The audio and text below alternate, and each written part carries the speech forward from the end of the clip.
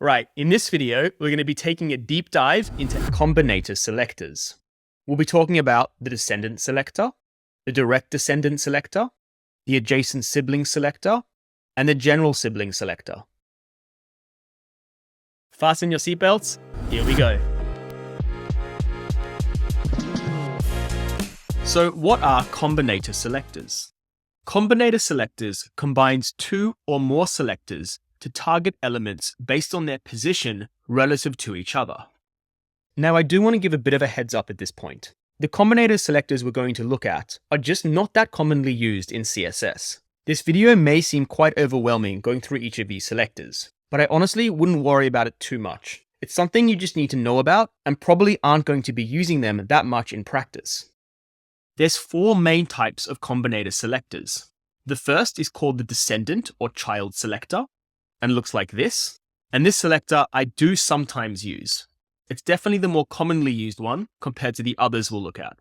The next Combinator selector is the Direct Descendant or Child selector, and looks like this.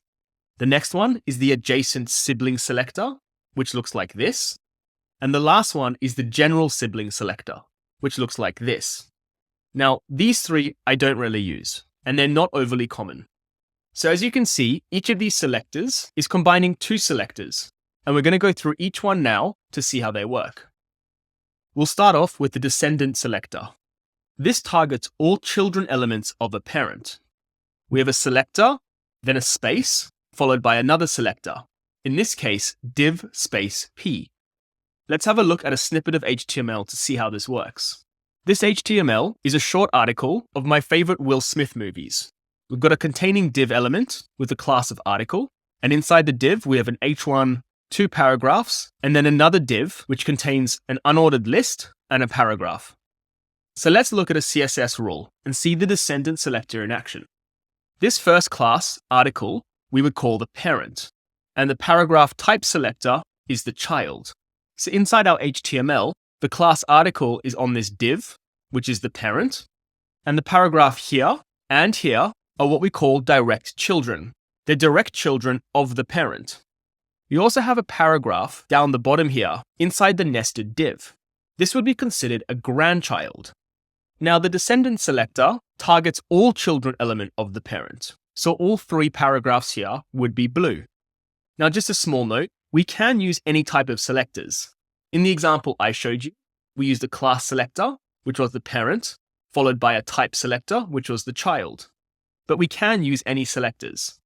For example, we could achieve the same thing by two type selectives, div, which would be the parent, and the paragraph type selector, which again would be the child. So you can use any selector types.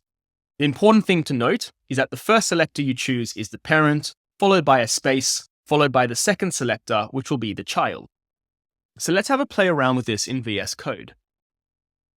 I've prepared a new file, index.html, which contains the HTML snippet we just saw before, an article containing my favorite Will Smith movies. I've also linked a style sheet, which is currently empty. So let's go use the Descendant selector. I'll first use the class article, which is the parent element, space, and then paragraph for my child element. Let's give it the color green and a font size of 30 pixels. Let's check this out in the browser. So you can see that all paragraphs, whether they're a child, grandchild, etc., of the parent container are all green. We know that these two paragraphs were direct children, which are over here in our HTML, and this paragraph was a grandchild. It's the child of a child, but the Descendant selector selects all children. Next up is the Direct Descendant selector. This targets only direct children elements of a parent. And the syntax looks like this, where instead of a space, we have a right angle bracket. So looking at some CSS now, we'd write a rule very similar to before, but instead of a space, we now have a right angle bracket. The class article, again, is the parent, and the paragraph type selector is the child. Now, the Direct Descendant selector, like its name suggests, only targets direct descendants. So this paragraph down here is a grandchild, which is not selected. So only the direct children, shown in green, would be colored blue. Let's play around with this in VS Code. Back inside our app.css file, I'm going to change the Descendant selector to a direct Descendant selector by using the right angle bracket. And I'll just keep these styles the same. Let's check this out in the browser. So now you can see only these two paragraphs are being styled. And this paragraph down here is not being styled because it's not a direct descendant. It's what we would call a grandchild. Next up is the adjacent sibling selector. Adjacent is just a fancy word for next to. The adjacent sibling selector targets an element directly after another element, both nested within the same parent. The syntax looks like this, where the parent and child are now separated by a plus symbol. Now the sentence I read out before is a bit of a mouthful, so let's see what this actually means. Inside our CSS, we could have a rule like this, where we have two selectors separated by a plus. The first selector we call the preceding sibling, i.e. the sibling before. And the second selector we call the adjacent sibling, that is, the sibling next to. So I'm going to read out the sentence again. Targets an element directly after another element both nested within the same parent. Let's start with both nested within the same parent. That would be something like this div element here. It's a shared parent of nested elements. Now in our CSS, the first selector is the h1, which is the preceding selector. In our markup, the h1 is over here. So this is the preceding sibling. And the adjacent sibling is the element directly after the preceding sibling. So it's just this paragraph here. It's the adjacent sibling. So the important part here is that the two elements we're selecting, the h1 and paragraph, need to be nested within the same parent, in this case the div. And because they're on the same level, they're considered siblings. Where we first select the preceding sibling, it's kind of like the root sibling. It's our reference point. And the next selector is the adjacent sibling, and it's specifically targeting the element directly after the preceding sibling. So that's why only the first paragraph is selected, and not the paragraph below it. Let's play around with this in VS Code. So I'm going to get rid of the style from before. I'll grab the h1 plus the paragraph and our curly brackets. And for this style, let's just give it a color of red. Let's check this out in the browser. So you can see here, the adjacent sibling, which is the paragraph, has been colored red. Like I mentioned, see the h1 as like a reference point, which is over here in our markup. The adjacent sibling selector targets the element directly after this reference point, this paragraph here. And again, for this to work, they have to be considered siblings, which means they need a shared parent, which in this case is this div over here. The last Combinator selector we're going to look at is the general sibling selector. This targets multiple elements directly after another element, both nested within the same parent. And the syntax looks like this, where we have two selectors separated by a tilde symbol. So let's have a look at this inside CSS. I'm going to define this rule here.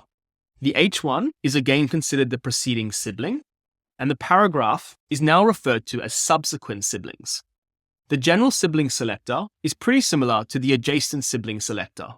In addition to selecting direct siblings, it will select multiple siblings that are nested within the same parent. So this paragraph over here is also selected.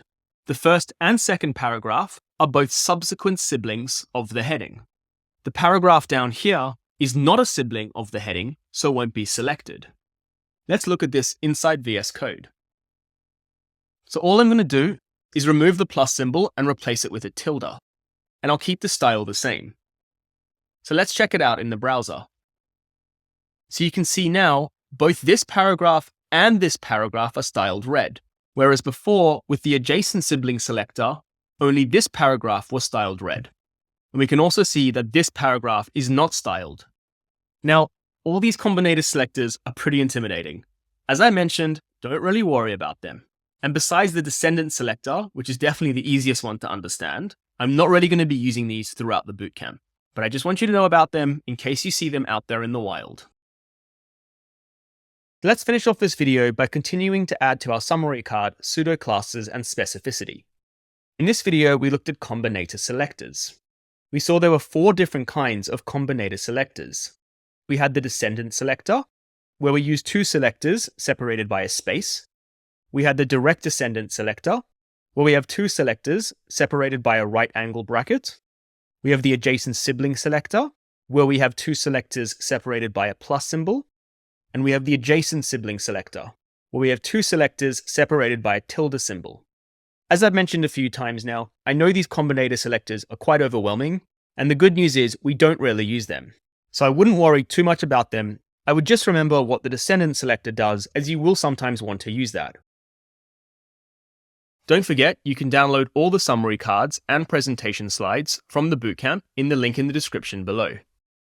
Alright, that was a lot to take in, but you're doing a great job. Drop a comment below to share how you're finding this topic. And to move on to the next video in the playlist, click here, and don't forget to subscribe to the channel by clicking here.